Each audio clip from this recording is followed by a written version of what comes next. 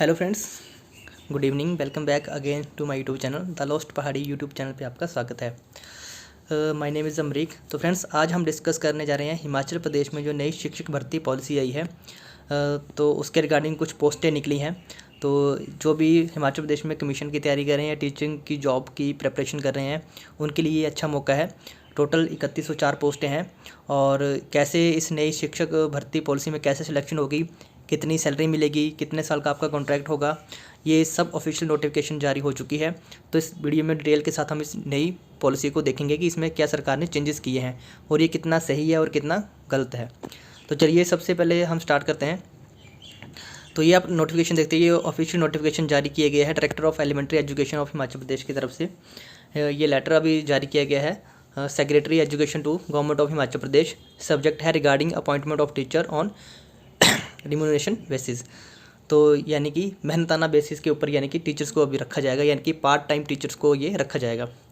तो ये जो लेटर है आप देख सकते हैं, in continuation of this directorate letter to even number dated 11/4/2023 on this subject cited above. In this connection please find enclose here with in a revise draft policy for the same for taking further necessary action. ठीक है, तो ये policy बनाई गई है, draft policy. तो ये क्या पॉलिसी में दिया गया, हम डिटेल में डिस्कस करेंगे कि कैसे कैसे ये पॉलिसी होगी। तो सबसे पहले ऊपर दिया गया कि engagement of teacher on fixed remuneration basis. ठीक है, तो ये टीचर की एंगेजमेंट है। Policy to engage teacher in education department of Himachal Pradesh in educational institute of tribal और डिफिकल्ट और backward area and school with continuous vacancy with effect from 1/4/2022 till date in spite of the fact that recruitment process stand initiated through direct modes. ठीक है, तो यानी कि जब तक जो है डायरेक्ट मोड के थ्रू जो है प्रोसेस को स्टार्ट नहीं किया जाता है, तब तक जो है टेम्परेरी बेसिस के ऊपर जो भी हमारे ट्राइबल एरियाज़ हैं, डिफिकल्ट एरिया, जो बैकवर्ड एरियाज़ हैं, वहाँ पे जो है टीचर्स की भर्ती की जाएगी। तो प्रोसीजर देख सकते हैं, procedure for engagement of teacher क्या दिया गया है। तो सबसे पहले देखते हैं क्या लिखा कि the government is making to an effort to fill up the vacant post. ठीक है, कि जो वेकेंट पोस्ट है उसको सरकार जो भरना चाहती है, जो कि हमारे ट्राइबल एरिया और यहाँ पे जो भी है tribal areas and other area remain vacant due to retirement, transfer, promotion etcetera. यानी कि जो भी पोस्टें टीचर्स की वेकेंट हुई है due to retirement, tribal area या ट्रांसफ़र या प्रमोशन की वजह से, तो वहाँ पे जो है भरा जाएगा। and also due to procedural delay in the normal direct recruitment process through commission because of which the studies of the students suddenly suffer badly।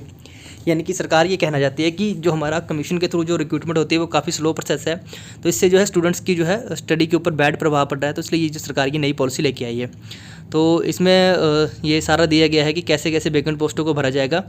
जो द डायरेक्टर ऑफ एलिमेंट्री और higher education and deputy director of elementary education, ठीक है, तो ask to eligible can to apply within 50 day. ठीक है, तो with in 15 दिन के अंदर जो आपको फिक्स्ड के अंदर इसमें आपको अप्लाई करना है। The teacher in department of elementary education HP will be engaged on contract basis. यानी कि 2 नंबर पॉइंट देखिए आपकी, जी हाँ, ये जो आपकी अपॉइंटमेंट होगी कॉन्ट्रैक्ट बेसिस पे होगी फॉर 3 ईयर, यानी कि आपको 3 साल के लिए टीचर की पोस्ट जॉब मिलेगी as per NCTE norms of concern post and existing R&P rule of different category in teacher in the state.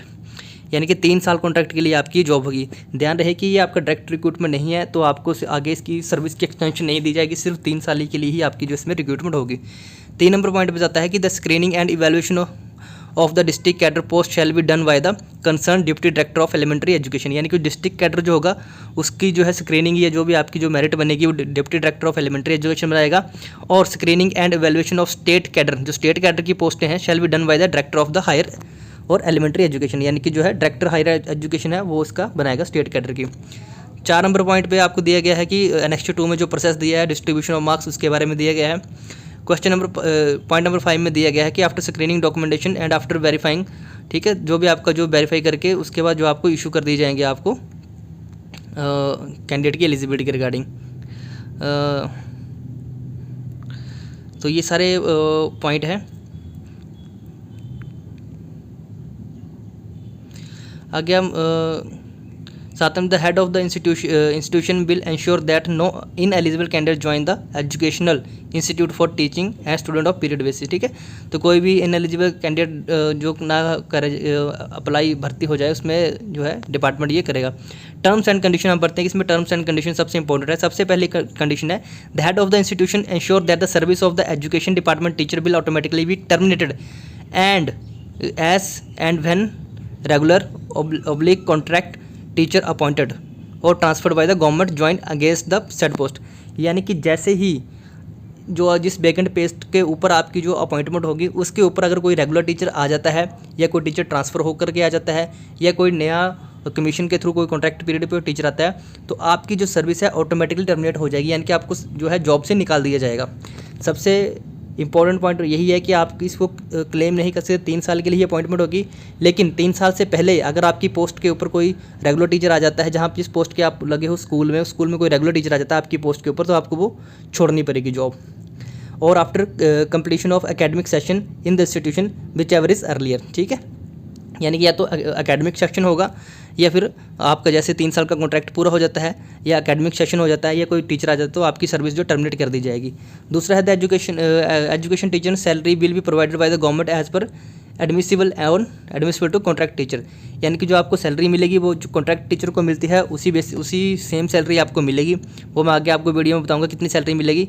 3 number point पर दिया गया है no admissibility during vacation holidays as admissible to contract teacher.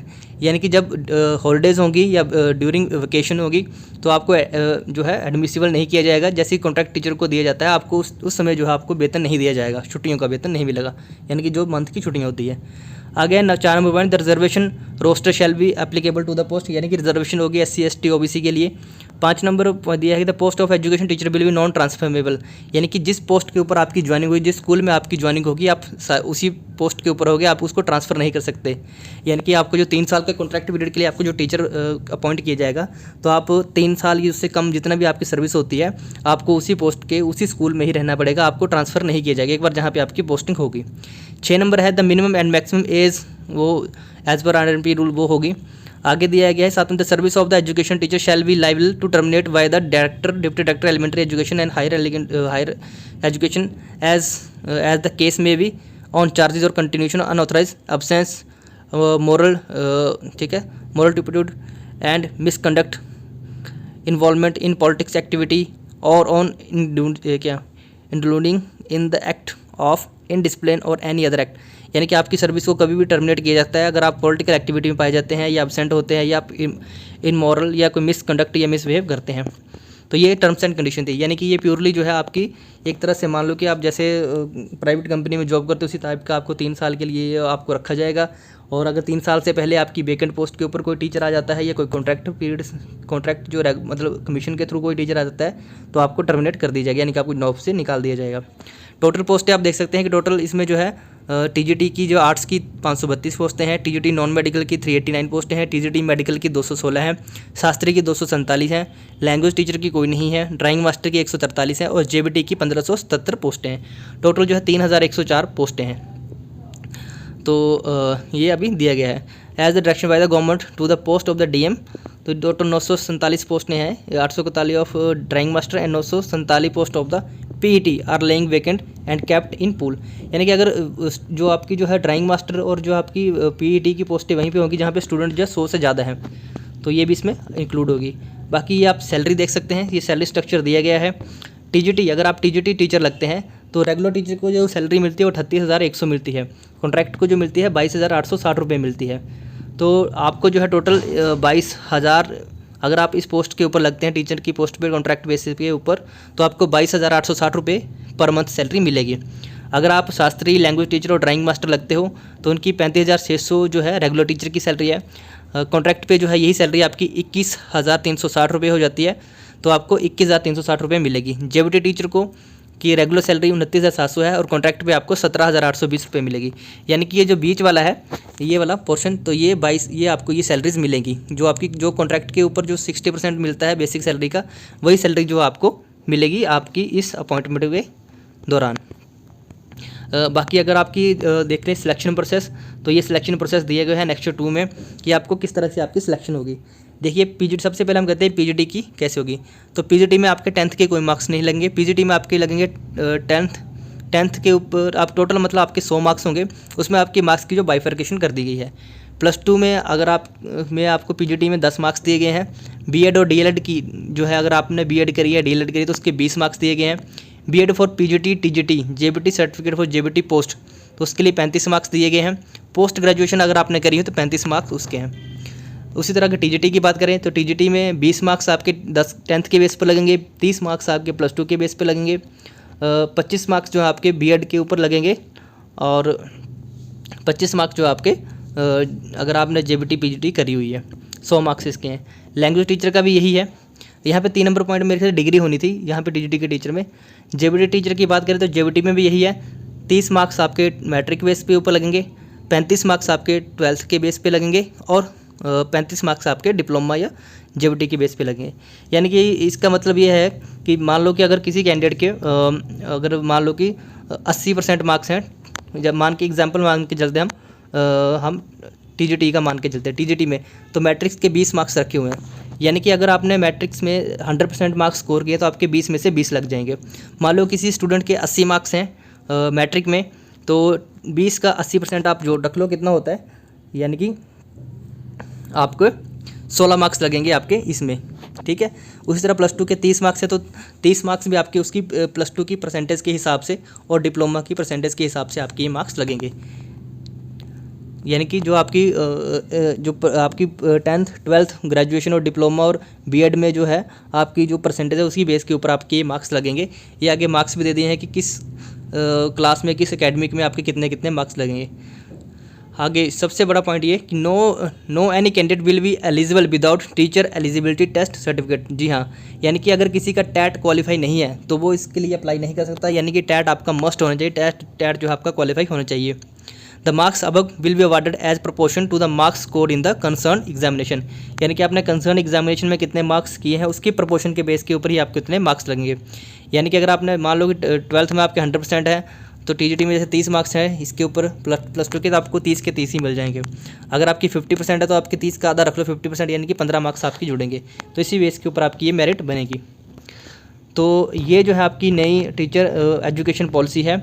इसमें जो total पोस्टें हैं जल्द ही आप इसके लिए अप्लाई कर सकते हैं, नोटिफिकेशन आ जाएगी। अप्लाई करने के रिगार्डिंग भी आप इसके ऊपर अप्लाई कर सकते हैं। बाकी अगर बात करें कि ये पॉलिसी कैसी है, देखिए अगर स्टूडेंट्स की बात करें, स्टूडेंट की शिक्षा के रिगार्डिंग बात करें तो उसके रिगार्डिंग तो ये अच्छी इनिशिएटिव है कि स्कूल्स में जो वैकेंट टीचरों की पोस्टें चल रही हैं वो जल्दी से भर दी जाएंगी। लेकिन अगर रोज़गार की तरफ से लिहाज से देखें तो ये पॉलिसी मेरे हिसाब से बहुत ही बेकार है। किसी को टेम्परेरी बेसिस के ऊपर आप टीचर रख लेंगे और इससे सरकार क्या करेगी, जो डायरेक्ट रिक्रूटमेंट होती है, जो रेगुलर रिक्रूटमेंट होती है, उस प्रोसेस को और स्लो कर देगी। यानी कि अब चाहे वो जितना बजे डिले हो जाए और वो पोस्टें भी कम कर दी जाएंगी। तो जो डायरेक्ट रेगुलर टीचर लगते थे या कॉन्ट्रैक्ट के ऊपर जो 2 साल बाद रेगुलर हो जाते थे वो पोस्टें अब कम निकलेंगी। ये जो आपकी जो है रिम्यूनरेशन बेसिस के ऊपर जो ज़्यादा पोस्टें निकलेंगी आपकी टेम्प्रेरी बेसिस के ऊपर। तो ये अपडेट था आपके लिए। आई होप आपको समझ आ गया हो। अगर आप फिर भी नहीं समझ आया हो तो आप कमेंट बॉक्स में बता सकते हैं, मैं आपके कमेंट्स का रिप्लाई करने की कोशिश करूँगा। वीडियो देखने के लिए धन्यवाद। Thanks for watching. जय हिंद, जय हिमाचल।